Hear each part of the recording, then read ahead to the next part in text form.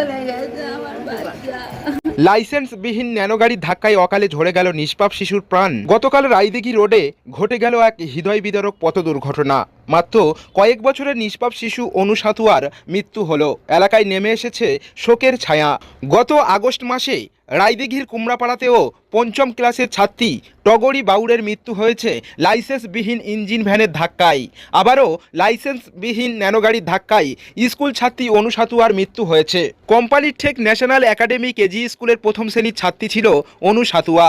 মায়ের হাত ধরে টিউশন সেরে বাড়ি ফিরছিল। ঠিক সেই সময় হঠাৎ এক লাইসেন্সবিহীন ন্যানোগাড়ি বেপরোয়া গতিতে নিয়ন্ত্রণ হারিয়ে ধাক্কা মারে অনুর শরীরে। মায়ের চোখের সামনে মাটিতে লুটিয়ে পড়ে অনু।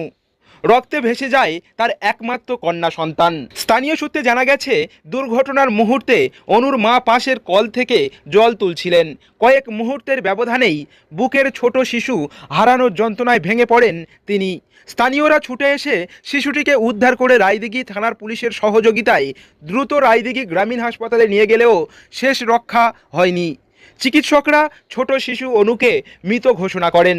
এই খবর ছড়িয়ে পড়তেই গোটা এলাকায় নেমে এসেছে শোকের ছায়া। 14 রশি বাণীতলা পোল এলাকার সেই ছোট্ট বাড়ি আজ শোকে স্তব্ধ।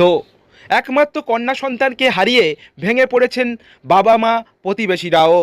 প্রতিবেশীদের কথাই অনু ছিল অত্যন্ত মেধাবী ও সবার প্রিয়, অথচ এক মর্মান্তিক দুর্ঘটনা মুহূর্তে থামিয়ে দিল তার সমস্ত স্বপ্ন, সমস্ত ভবিষ্যৎ। এই ঘটনায় ক্ষোভ ছড়িয়েছে এলাকায়। তারপর পুলিশ ঘাতক গাড়িটিকে আটক করেছে এবং তদন্ত শুরু হয়েছে। আজ অনুর খালি পড়ে থাকা আসন আর তার নির্মল হাসি যেন চোখে ভাসছে সবার। রেখে গেল এক অমোচনীয় শূন্যতা আর অন্তহীন হাহাকার। আমার কাছ থেকে পড়ে বেরোচ্ছিল ক্লাস 1-এর ছাত্রী অনু সাতুয়া। ন্যাশনাল একাডেমিতে পড়ে বাড়ি যাচ্ছিল। বাড়ি যাওয়ার পথে বাঁ সাইড দিয়ে এসে যাচ্ছিল, তার বাঁ সাইড দিয়ে এসে যাচ্ছিল। যেতে যেতে পেছন থেকে একটা গাড়ি এসে স্পটে থেকে ধাক্কা মারে এবং বাচ্চাটা স্পট ডেথ হয়। আমি এই বিষয়টা মেনে নিতে পারছি না। আমার কাছে পড়তো।